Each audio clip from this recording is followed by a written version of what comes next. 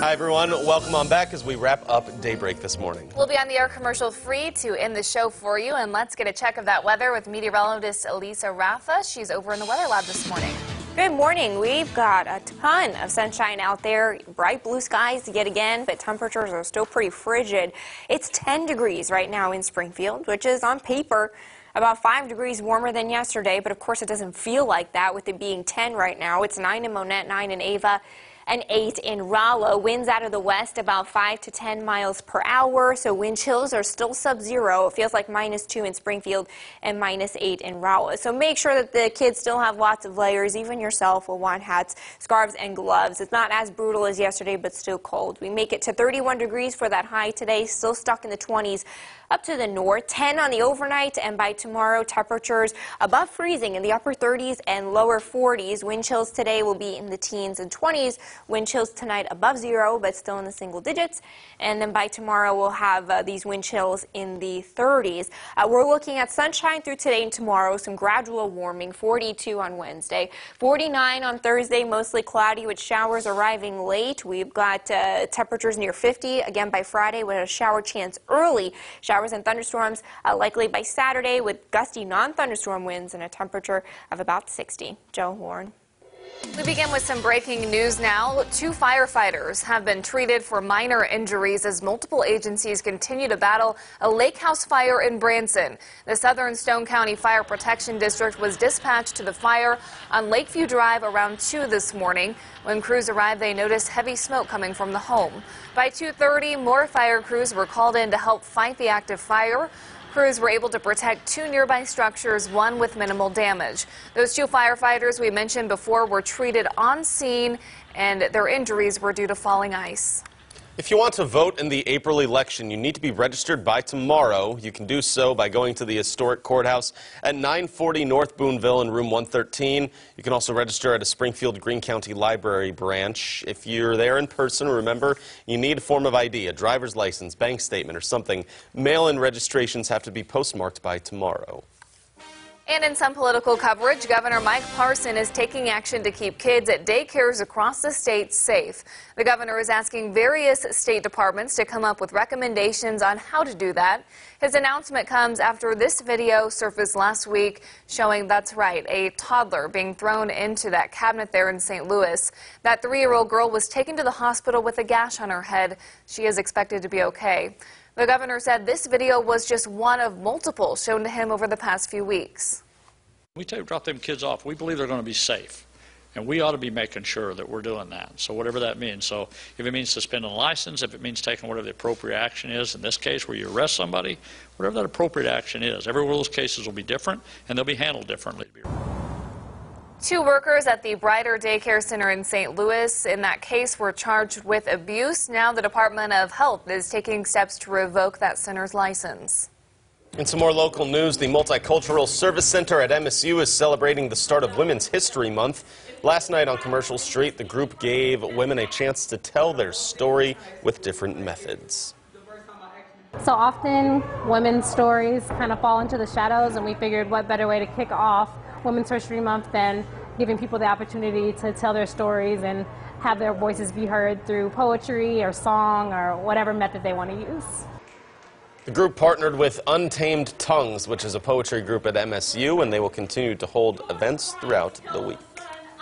Believe it or not, the largest CVS store in the world is home to Springfield, but it is closing on April 1st. According to the news leader, store employees shared the news about the facility at 1735 South Glenstone. Signs posted at the store refer customers to another CVS location on East Elm. The store on Glenstone is about 64,000 square feet, and on CVS's website, the prototype for a new freestanding store is just 13,000 square feet. Putting crime into focus now for you, a man who received probation for statutory rape is avoiding jail time once again after being found guilty with a second rape charge. Back in 2016, 33-year-old Bo Gormley pleaded guilty to raping a 16-year-old girl. He was sentenced to a 120-day sex offender program at the time, and just 34 days after that program ended, Gormley was accused of rape yet again, found guilty, and sentenced to probation. Gormley's lawyer and a local Me Too group are actually both unhappy with the sentencing. While Judge Calvin Holden, who sentenced Gormley, could not speak about this case in particular, he did tell us about the decision-making process. Whenever perpetrators get a fair ruling and are found guilty and victims get justice, that shows other victims that coming forward and going to the police and going through the process is actually worth it. Because a lot of people are scared that whenever they come forward that nothing's going to happen. Mr. Gormley testified that she did consent. Obviously, Judge Holden did not accept his word, he accepted hers. You know, I have to live with the judge's opinion. You have a lot of sex offenders out. A lot of the public says, well, you just put them all in prison. Well, one, you can't afford to do that. Two, what if he was 20 and she was 15 and it was consensual? Same thing, called statutory rape. Send him to prison for 30 years versus the 40-year-old guy who picks a girl up off the street at 18 and by gunpoint and rapes her. Same sentence? No. Different sentences. Gormley's probation hearing is scheduled next Monday at 9 a.m., so we'll be following this story for you. A man who is set to face trial before a jury next month is expected to be in front of a Laclede County judge today for a pretrial conference. Matthew Rumbaugh is charged with murder in the first degree and armed criminal action after killing a man in July of 2014.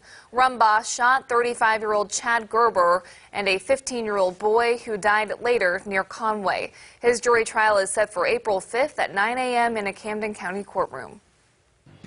Around the Ozarks now, today the Corps of Engineers Little Rock District will begin a spillway release from Table Rock Dam. 2 spillway gates will be opened, each releasing almost 4,000 cubic feet per second. The releases will continue as needed until the hydropower units can be back online.